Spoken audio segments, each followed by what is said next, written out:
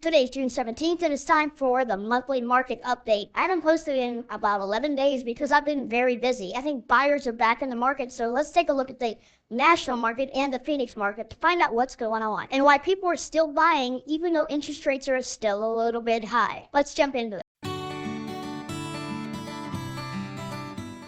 Welcome back, folks. Everybody knows that housing affordability is based on two criteria. Number one, the mortgage interest rate. Number two, the price of a home. And we saw that explosion after the pandemic of prices going way up. And then shortly after that, we saw mortgage rates go up, making this a very unaffordable market. But people are still buying. And I'm going to show you what's going on in Phoenix. But before we get into that, I always start with what mortgage rates are doing. So let's take a look. My go-to place for mortgage news is Mortgage News Daily. Makes sense. First thing we'll look at is 30-year fixed. This is conventional loans. Let's see what's happened over the last month. This is typical of the market over the last year where we see these up and down trends. In fact, if we go back to January, you can see we have dips, then we have increases, then we have dips, then we have increases. Right now, we're about average at 6.88. That's really about the average for this period of time. Not as affordable as we'd like, but it's not killing people right now. People have sort of adapted to the idea that this is going to be the range of rates that they're going to have to deal with. And I think that's a good perspective because we aren't seeing a lot of movement throughout the last year or so. This is going back to January of 2024. So a year and a half ago, lows we've hit during this period is 6.09 for a 30-year fixed conventional rate, and the highest was like 8.02. And so we're about in the middle of that range at 6.88. And you see this period of time is pretty flat. So if you are thinking about buying, this is probably the rates we're going to deal with for probably at least the next 3 to 6 months. Now there is some anticipation of these rates dropping, but it's all guesswork. So the question is, do you wait or do you make the move now? And is this a good time to make the move? Because what we're seeing nationally and what we're seeing in Phoenix is pretty similar, and that is prices are starting to come down. So now we've seen that interest rates haven't really changed, but what about the market itself? Well, the Wall Street Journal reports that we have 500,000 more sellers than we do buyers. So that puts buyers in the driver's seat. This is the largest gap we've had in many years in real estate, dating back to the last crash we had back in 2005 to 2008. Does that indicate that we're going to have the same crash? No. In 2005, 2008, we overbuilt quite a bit. We still have a shortage of over 5 million homes in this country, whereas back in 2005, that time frame, builders were building very quickly. And it really caused the problem. After 2008, builders stopped building for quite a while and created the deficit that we're still seeing today. So while there are a lot of sellers out there, there are still buyers who need to buy, need to get into a house, and they just can't do it right now with the interest rates. You know, when you have high supply and low demand, prices come down. But we have low supply and low demand, so they're staying pretty steady. So much so that even Reuters anticipates that we're going to have a 3.5% increase in home prices this year. Now, if you look at the bottom here, they actually believe that is going to be caused by lower interest rates driving more people into the marketplace and driving prices back up again. But for now, we see a little bit of subsidence in prices, plenty of supply out there, so buyers can go out there, find the home that they love out of all that are offered, and make a reasonable offer and have a pretty good chance of getting that house. When we look at prices per square foot and cost, we always try to look at the median price per square foot. That gives us right in the middle of the marketplace, and we see a decline all the way back from January till today. We see median price per square foot down. We'll talk about why that's important in just a minute. Active listings price per square foot staying pretty steady, but active doesn't mean anything. Sold is what we have to look for to find out if this has changed at all from about this 275 per square foot range. Under contract, you see these are dropping off down below 270 on the median price per square foot, and you can see where it's much higher back here in January, but it's been tailing off now. This is the most important statistic, and that's sold listing and price per square foot. And with the median one, you see we're down at 265 compared to our active listing price at 275. So people are giving concessions, average about $10,000 on concessions from the time they have the list price to the time they actually sell the property. Take a look at May 2025. We have all the stats from May, and we can see that for our new listings, we're down 10% month over month, but we are up about 4.5% year over year. Active listings are slightly up from last month, but significantly up from 12 months previously. So there are a lot of active listings coming into the market. Under contract though, we're down 7% from last month. We're down 1.17% from 3 months prior, although we are up from 6 months ago when we really topped out on the interest rates. Sold listings also down, and then for the last month and year over year. Average days on market have come down slightly, but they're way up from last year. And this average days on market is the time you put it on the market until you close the contract.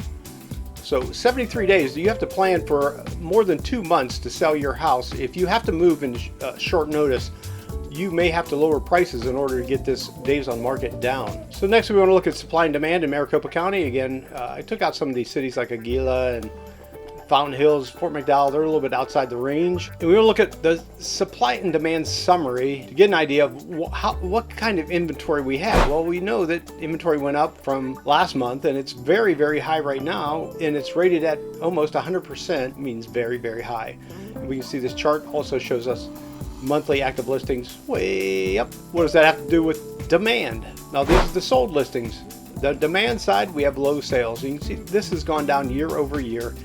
This year being probably one of the worst, it looks like. But anecdotally, I can tell you that I'm very busy right now. I have plenty of buyers that are out there in the marketplace taking advantage of what's happening in the market. Overall, what that gives us is a strong buyer's market in the Phoenix area, where our absorption rate is again falling year over year, and months of supply going up, which means there's many more homes staying on the market for a longer period of time not being sold. And in case you don't know what absorption rate is from one of my past videos, here's the formula.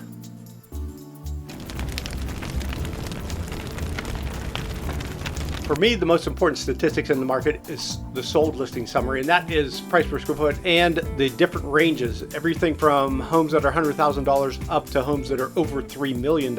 And we can see through this year, we do have price per square foot coming down in April, May, and in the middle of June. It's pretty flat. It's not really dropping that much price per square foot. However, that depends on what size home is on the market. For the spring selling season, which really starts in February and goes all the way through May in Phoenix, we can see the prices per square foot were higher, but then as we got into April, it dropped. When people saw that they weren't selling, they began to drop their prices in order to attract more buyers. And we see that throughout the Phoenix area where prices are coming down. It's not crashing. It's not a 20% drop. You'll see anywhere from 4 to 7% depending on what part of the valley you're in. And this solidifies what's happening year over year. So we see month over month, from the same month last year to the same month this year, we see prior year price per square foot on average was $299. It was $274 on median, and that's dropped to $266 month over month. For quarter, we see $272 drop down to $266, and then for year to date, we see only a slight drop from $270 to $269 median price per square foot. So at the beginning of the year, it was pretty solid, but as we've got into later into the spring selling season, we see drops in pricing. Cumulative days on market from the time you list your home until it's off the market, we can see those days going up. And what's happened year over year, again, if we look at median cumulative days on market, we're up 25% from last year. We've gone from 43 days on market to 54 days on market. I've seen homes, and the average is impacted by homes that sit on the market where people don't have to sell, so they'll leave it on the market until they get their price. I showed 2 homes the other day. One was on the market for 161 days. Another one was on the market for 81 days. But those sellers just aren't motivated to lower the price enough to get the sale done. They're waiting for the market to rebound. And so that skews these averages. That's why median is just a little bit better. And here's the real telling statistic. Over the last 2 years, you see this trend way down on the average sold to original price. So it listed at a certain price, but then it's sold for less.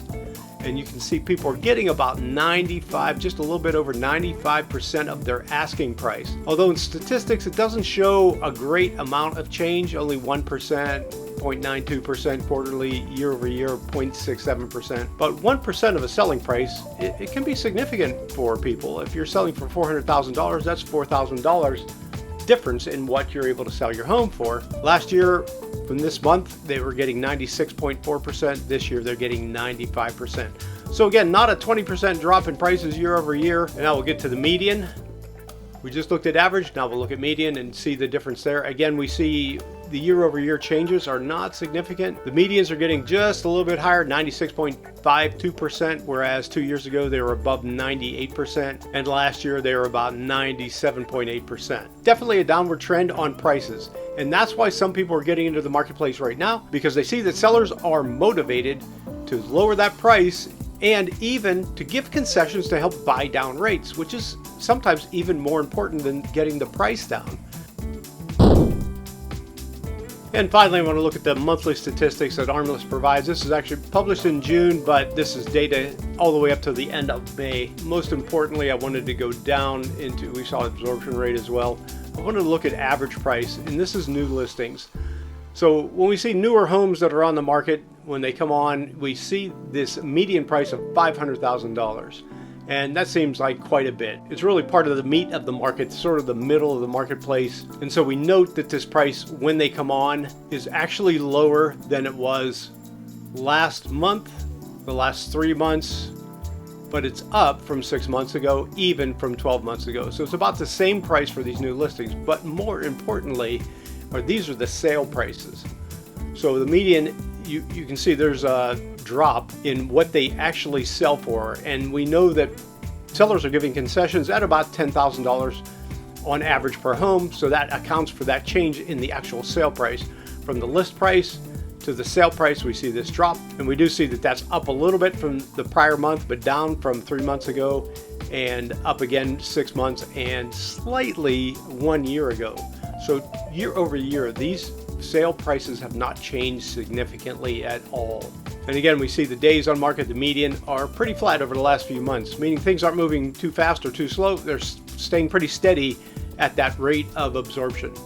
When we see overall that we have 3.59 months of supply in Phoenix, but we look at 300 to 500 range right in here, we go across, we see this is only at 2.46 months of supply, and the few that are left in the 200 300 range, just a little bit over 1 month supply. And if you can find a home, there's only 6 in supply.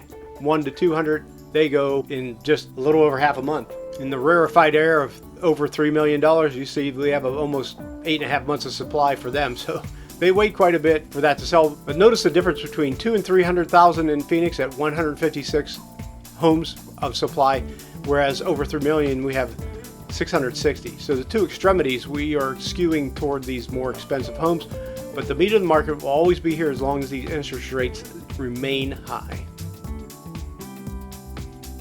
Take a look at what the prediction is for Phoenix based off of Armless, the Arizona Regional Multiple Listing Service. So on this chart, we see the June housing price forecast is actually lower than May, where we saw the median price being $450,000. For June, they're predicting $440,000, and we're in the middle of June right now, and we do see some prices continuing to go down. When you think about this, this is a 2% drop anticipated in Phoenix, and we even see the average price come down. And a lot of times in the summertime, the multi-million-dollar properties come off the market. They just don't feel like they want to show them in there, so that could impact the average as well. But if 440 is in your range, then you could be right in there in medium. And believe me, there are plenty surrounding that 440 mark, from the 380s up to 500s. That is the meat of the market. So that wraps up our update for the middle of June. We covered all of May. We covered what the anticipated prices will be in Phoenix in June. We see a drop of about 2% possibly. While we still have predictions of housing prices nationally going up about 3.5% if interest rates begin to drop as Reuters predicted. And if so, then that imbalance between sellers and buyers, where we had 500,000 more sellers in the market, is going to change because buyers are going to come back. The question is, when do you get in? If you get in too late, then prices are going to continue to go up, and that might price you out, even though interest rates have come down. So you have to look at the balancing act. The easiest way to do that is become pre-qualified with a lender. They're going to tell you where you stand right now, and then you can pick when you want to get into the marketplace. But right now, for buyers, it's an excellent time to have a great selection of so many homes that are available out there with motivated sellers trying to make changes in their life, whether they're moving out of town or taking a job somewhere else on the other side of town. There's all kinds of stories out there, and if you find the right one, you may realize that long-term benefit of home ownership rather than continuing to rent and paying someone else's mortgage. So I'm always here. If you have any questions, if you just want to talk, give me a call. If you're in the Phoenix area, we'll go do some coffee, hang out. I'll walk through what's happening in the marketplace right now, where the hot places are. New construction as well. New construction, they're offering some really good deals. You have to decide whether it's best for you to wait or to start looking right now, or at least getting yourself pre-qualified and in the position to make a move if you find the right house. So thanks again for stopping by. Leave a comment below. Let me know if this information was helpful for you, or you have any other questions about this information in the marketplace right now. I'll tell you everything I know about it. So see you later.